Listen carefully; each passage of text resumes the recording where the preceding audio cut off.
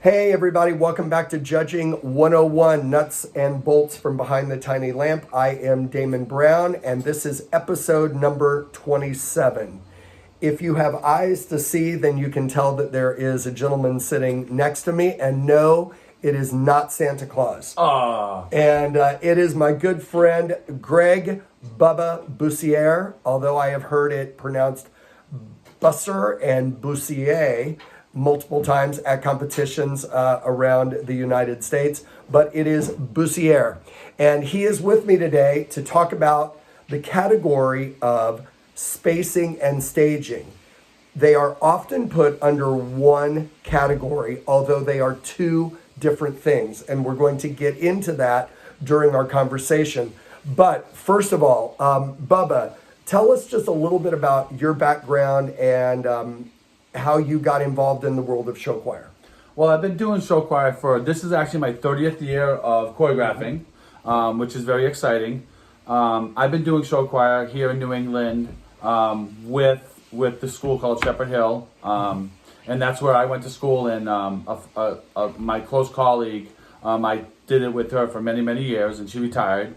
And then through that, I kind of expanded and moved around Massachusetts, and my goal was to make show choir in Massachusetts on the map. Well, you've done like way more than that, because now there is a real show choir movement in Massachusetts, in Connecticut.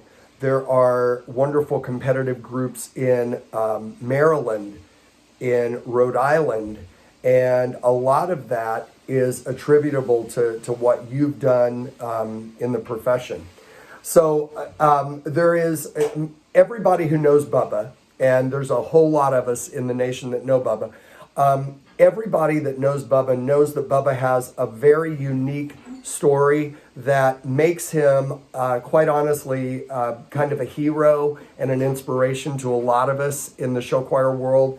And I want him to just take a minute before we get started on spacing and staging and tell us the story that so many of us know about you.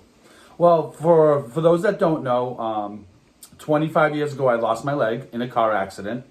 And you don't mean you just misplaced it? No, I was in a car accident. The leg was severed off on site, and I was 24 years old. Inspiring choreographer, I would say at that point, trying to make it in the business, and I thought my life ended. And I thought you thought initially, I'll never choreograph or I'll never dance again. Correct. Actually, that's a good point, Damon, because on the day of my accident, I looked at the EMT and I said, oh my gosh, I can't feel anything from the waist down. I said, I'm a dancer, I'm a choreographer, I need my legs. Which is kind of cool to think back now. You don't need your legs to choreograph a dance. That's why they make prosthetics. Yeah, there are two incredibly well-known choreographers in the show choir world. One of them is a gentleman in Canada named David Connolly, and he is a choreographer who only has one leg, who works throughout Canada and down into the States, doing some show choir, but doing tons and tons of musical theater. And then Bubba, and and how long did it take you after your accident to think, you know what, maybe I can dance again, and maybe not only dance, maybe I can actually still fulfill my dream of being a choreographer? Well, show choir is an amazing thing. It really is, because the camaraderie around people really made me realize that I can do this. And I would say within 3 months, I had a prosthetic leg, and within 6 months, I was choreographing a musical. That's amazing. And it was because of show choir people, and because of the family that we've all created from not just in New England, but around the country. People would reach out to me and say, hey, you can do this. And it was just people like Damon, people that are out there that are friends in the business that just are awesome. Awesome. That's it. To me, it's a story that inspires students across the United States And because this is going to be seen by people in different countries, we have people that are doing this series in Poland right now. There are people doing this series in England right now. There are people doing this series in Canada right now. You're actually inspiring people across the world with your story. Oh, thank you. So we are going to move right now to how we evaluate, define, critique, and judge the category of spacing, staging. Some people might call it use of pictures, but it's all kind of lumped into, at most places, one 10-point category. First question, Bubba, what is the difference between spacing and staging? Well, spacing on stage is something that the student is in control of. Okay, That's a good point. It's very important that Yeah. spacing is something where when you're in a clump, one person is sticking out of the clump. That's a spacing issue. Staging is most likely a choreographer's thought behind something, creating pictures on stage, creating a windows position, creating a partner position, creating negative space on stage is important. Okay, now that's a term that I know what I mean and you know what you mean, but some people might not know what it is. What is negative space? Negative space is space on stage that's not being used. Okay, so in other words, if everybody goes to stage right and there's a soloist over on stage left, that space between the soloist and the group over here is negative space. Yes. Yeah, okay. All right. Excellent. And understanding that negative space is okay. And that's where a lot of new choreographers and people looking at something, it's okay to create a variety in spacing and in negative space, and not always just moving people over to the side of the stage and going, oh, that's a negative space, but also creating it from the front to back of the stage as well. Okay, excellent. Okay, well, I'm going to move to my second question, which is this. COVID. All right. I don't know if you've heard of it. Oh, I wish I hadn't. Yes, actually, I was with Bubba and about 3,000 of our friends when the COVID pandemic hit. We were together at the Daniel Hand competition in Connecticut the day before COVID pretty much shut down the United States and the world. And we were one of the last competitions to take place in the 2020 season. And so anyway, but now in the age of COVID, the way that we evaluate the category of spacing has changed. Not the way we evaluate staging, but the way we evaluate spacing. Why is that? I'm glad you said the difference between spacing and staging, because spacing on stage, the way we evaluate spacing is you can see if there's a straight line and then somebody's out of a straight line. Right. And you can understand that's not a staging issue. That's not a design issue. That is a performance problem. You can also see when you have a full group on stage and on a ballet position, for an example, where you're looking on stage and there's somebody missing. Right, and that is where COVID comes in. Yes. So we might have a group of 40 people, 20 guys, 20 gals on stage, and maybe 6 of them are in quarantine on a given day. Not to mention the usual things. Somebody is at a college visitation, or somebody has the regular old flu, or they broke their ankle, or something like that. Where we normally would count off for unfilled holes, in the age of COVID, is that something that you are counting off for when you judge? I really hope that no judge counts off for that, and I think that's something that the host of the competition should talk to the judges about ahead of time. Where these competition that just happened in Massachusetts, where we talked to the judges about not taking off of points for missing holes because just somebody sick. There's COVID still is happening big in this area, and there's still a lot of holes that are happening, and there's still kids missing and in quarantine. So seeing that, okay, there's a hole there, it's not a performance problem. Let's just cut them some slack. Yeah. Yeah, as judges. Yeah. Very good. Very good. Okay, well, moving now into my third question. I think I have 13 questions for you.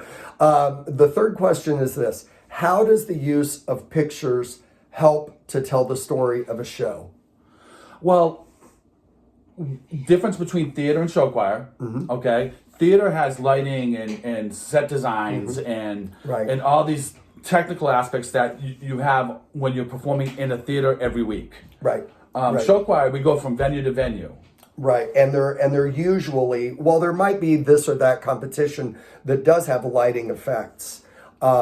Most competitions don't have lighting effects. And so how does the use of pictures then, how do you do pictures or staging to tell a story better? Well, especially with staging, you want to make sure you draw focus to the right area. And drawing focus, if you have a solo, so if you have a main lead, if you have something, you have a group of dancers that you want to draw focus to, you might create them on one side of the stage, so that staging will really allow you for the audience to say, this is where you want them to look. Right. Other things that sometimes I will see groups do is they will use the idea of height. They'll use whether it is ladders or boxes that people stand on, or super high risers. Or I've even seen groups use hydraulic lifts, which that's just like absolute craziness, but I have seen groups do it, and that's fine. If that's within your budget, first of all, for you. The cool part about that is there's definitely many ways of utilizing staging to tell a story. And if you don't have hydraulic lifts, it's maybe dropping people to the floor and leaving some people high, standing up, so that you're utilizing height this way, not just ladders. Yes. Yeah, absolutely. It could be you create aisles that somebody walks through. You create a circle that surrounds a lead character. You create a box that traps people. Right. And so pictures can help tell a story in a lot of different ways. As judges, we can evaluate, and you don't need the fancy stuff. Nope. You don't need the hydraulic lift, because, spoiler alert, sometimes groups that do, they don't work. Right. Oh, my bad, I forgot to plug it in. And so let's move now to the fourth question, and that is this. Symmetry versus asymmetry. Is it okay to use formations? Because when we think of show choir, we think of perfect lines with perfect windows and everybody in their spot. Is it okay to use asymmetry? If so, why? Oh my gosh, please. Yeah. Monotonous. If you only use symmetry. If you only use symmetry all the time. A lot of people with OCD have issues with asymmetry. And I have it. You have it. And things being off center. Sometimes you got to have a reason for everything. Right. Is there a reason to draw people off center and have something on one side? Diversity is important. Having not just the same thing over and over again. Right. But having, being able to utilize the stage as a judge, to me, being able to utilize the stage to create interesting pictures that don't necessarily have to balance. Right. They don't have to balance. Now, balance is important, and there are times we want that as judges, but it is not a critical element. Oh my gosh, you're not balanced right now. What are you doing? Sometimes that's exactly the right answer, is to not be balanced. Right. All right. So moving now into my fifth question. Why is it a problem when people are standing out of position? Why, when spacing is not right, and let's just say that we're in a typical Windows line or we're in a single file row, when somebody is out of position as a judge, why is that bad? Because it's drawing focus to where you don't want focus to be drawn to. And it's as simple as that. Every choreographer, every director wants the audience to look at one thing. And if one person is sticking out of a clump, it's like a zit. You just have to pop it. Exactly. I don't know about you, but no, if there's that's a zit, you exactly gotta pop right. it. You know, and or if there is a circle with one person bubbling out of it, or Yeah. if there's a single file line and one person's not single file, it's kind of like when, you know, if you see two people fighting in a restaurant, you can't not look at it. You have Right. your eyes are drawn Right. to that which you know you shouldn't be watching in a negative way. And then from a judge's point of view, that's all you're looking at. Exactly. And you're not focusing on what you should be looking at, the full group picture, and you're just looking at that one individual. You're looking at the mistake, you're not looking at the 99 correct. You're looking Right. at the one out of position. Right. You know, other reasons is if somebody is out of position in Windows, it can block the person behind them. Yep. It can make them bump into someone and make it difficult for people to have room to dance. Yep. And so you can have inhibition in dancing and people hitting each other or knocking each other over, things of that sort. And the other one is being in a partner position is where people dance behind the partner. Yes. Or too far away from the partner where it creates too much. And there we go. We talk about the negative space, and it's creating too much negative space between the partners. Yeah, or you can't tell who their partner is. Exactly. If you've got a guy and a girl here and a guy and a girl here, and this person's drifted over, Yep. okay, now is this person their partner or is this person their partner? Right. Yeah, and so you create questions. All right, so the next thing I want to ask you is this. A lot of groups use a thing called a number line, and most of you watching this will know what that is, but what is a number line, first of all? A number line is any piece of material that you put across the front of the stage with numbers on it. And it sounds as simple as that, but most people use 0, 2, 4, 6, 8. Some people Right. use 0, 1, 2, 3, 4. It's your choice, whatever you decide, but it's a teaching tool to make sure that the kids know where they're supposed to be on stage. Back in the day, we used to use the mics as position spots, which is still great, and still, some people do that still. and some people still use that, and that's a great tool. It's the number line. You can take that and you can drill it down even more. You can take that if you're using a 2, 4, 6, 8 number line. You can go, okay, you're on number 3 now, Right. And you can make, okay, you're on 3.5, and you can really create interesting pictures. Yep. Because the kids know exactly where they are. And Yep. another funny part is Broadway uses number lines. Yeah, So absolutely. If Broadway can do it, why can't we? Yeah, exactly. Well, and the other element of that is a number line allows you to create a comfort zone for students to use regardless of where you are.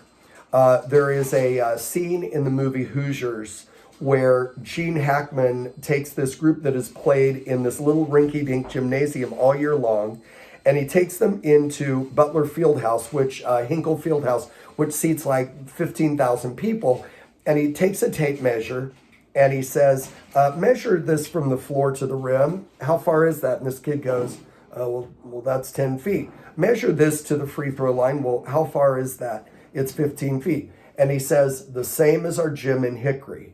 A number line allows you, whether you're in an auditorium, whether you're in a cafetorium, whether you're in an outdoor venue, whether you're in an amphitheater, whether you're in a large auditorium, a huge gym or a small gym, to create a comfort zone where, well, I just always stand on the 8. I always stand on the blue. I always stand on the yellow. That's a good word to use, as a comfort zone. Yeah. Because in our art form, that we're not staying in our own theater. Yeah, So exactly. So anything that we can do for the students to create a comfort zone where they step on that stage and they go, that's my number line. Yep. And that's number 6, and I know where I'm supposed to stand. Exactly. Is important for the kids. Yep. All right. So why do we need to change positions on a song? Why is it, as a judge, we don't want to just make a nice picture and just plant yourselves there and do your show? Have you ever been in English class before where you've heard the teacher talk over and over again and say the same thing in the same tone of voice, and you zone out? Yes. And that's what creating different pictures are on stage for us from a show choir world. We want to create variety in staging is important, and not having the windows position over and over again for a 20-minute show. You want to go from windows, you want to go from a clump, you want to go into a partner position, you want to maybe move over everybody to the other side of the stage. Right. So it's creating variety. Okay, yes. And as judges, we're just like anyone else. We have limited attention spans. You have to find reasons to keep the judge's attention, but honestly, more importantly, your audience's attention. Judges, here's the difference between a judge and an audience member. Number one, judges have more experience in a certain part of the field. And number two, we have a pen and a piece of paper or a computer in front of us. That's it. We want to be entertained. We want to laugh. We want to cry. We want to be drawn in. We want to get goosebumps. We want to marvel at the great things that you're doing as a performing ensemble. We want you to succeed. I swear to you that's true. As judges, we want you to succeed. All right, so I got one more thing to say about absolutely. that. Please, one more thing to jump. please. When you're changing positions, you want to make sure, especially from a judging standpoint, you want to make sure that there's enough time to get from A to Z. Yeah. And you're not running to get there. Right. Yes. Yeah. Well, and as a judge, that is something. Okay, I've talked before about categories, issues that affect multiple categories. Yes. All right. If you are running to get to spots, or people are always late getting to your pictures or their spacing, obviously it affects your spacing and your staging category. It affects your transitions category because you're transitioning from place to place.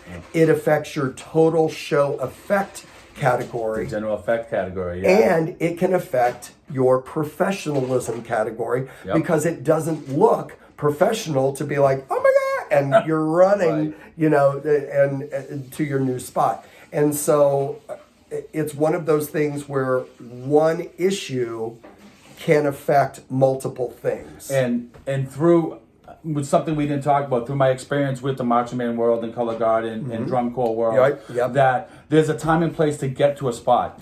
One person may run to the spot, and one person might take, I get there and I'll wait. Running to the spot is bad. Getting there and waiting is just as bad. So absolutely. Make sure you have time to get to your space. Everybody has the same amount of time and is getting to their spot at the same time. Yes, absolutely. All right. So why would you give a group a 10 on spacing and staging versus a 7? What would be the difference between a 10 and a 7 on that category if you're judging? Well, there's a lot of judges out there feel that 10s should never be given. Which I and I know you do too, I fundamentally completely disagree with that. Yeah. I completely disagree with that. I judged yesterday Shepherd Hills competition that Bubba was at, and that was magnificently run, and I'd highly recommend. But I didn't give very many 10s during the day, but I did give them because there shouldn't be something that is so high that you're unable to attain it. Well, then if you can't attain that number, then why in the heck is it on the sheet? Right. Yeah. So a 10 in staging is, I don't want to say perfection, but when you look at a show, everything is in its spot. Everything is where it needs to be. It's not, now if are we talking staging, we're talking spacing. Right. The difference is two different things. It's two different things. Spacing, where everybody, you could tell, is everyone's where they need to be, and they get into the spots in time, and the thought of the choreographer is achieved. Right. And that's important. Right. And so then a 7 on staging spacing would be those things are only moderately successfully achieved. Right. There are windows that are not windows. There are lines that maybe are not straight. And from a staging perspective, maybe there's just a lack of pictures. Right, and I looked from a staging perspective, lack of pictures. I watched one of my groups that I choreographed. I looked at that and going, oh, I wouldn't give them a good number right now at all, because the ballot position, why are these people squished into one little area and this other side is not? Right. And that's not a design issue. That's not a COVID issue. That is a execution. That is an execution issue. Yeah, and as choreographers, sometimes we all look at the work we do, and we are like, why did I do that? Yep. Or did I do that? Right. Yeah, did I do that? Exactly. All right. So last two questions. Sometimes staging moves. Yep. Sometimes a circle travels. Sometimes right goes left and left goes right and they cross. Sometimes lines intersect. Okay. What is your opinion as a judge about choreography or staging, I should say, that travels or is in motion? Is there a reason for it? Bingo. Is there a reason for something that's happening on stage? If something is moving, is it being achieved? Going from one side of the stage to the other and doing choreographical moments. What was your intent? What was your intent, and did you achieve your intent? Right. Yeah, exactly. And it's like, sometimes as judges we love to see motion on stage, but Bubba just said it perfectly. Why are you doing it? Yep. And did you achieve it? Yeah. Yeah. I could not agree more. And it goes back with variety. Bingo. And Bingo. sometimes you want to create variety as well. Yeah, absolutely. Well, I have one more question for you, and then we're going to wrap it up. A lot of young choreographers and young judges are going to watch these videos as they're starting to learn how to refine and perfect their craft and become better at their craft. What would be your best advice to a young choreographer who is wanting to do a good job for his clients when he is working on the idea of staging? David, I'm glad you asked that question, because being an amputee and 25 years ago when I was learning how to dance again and understanding that, I realized that as a young choreographer, it wasn't all about the moves. It wasn't about what you were doing all the time, but also creating a picture, creating a look that enhanced the product.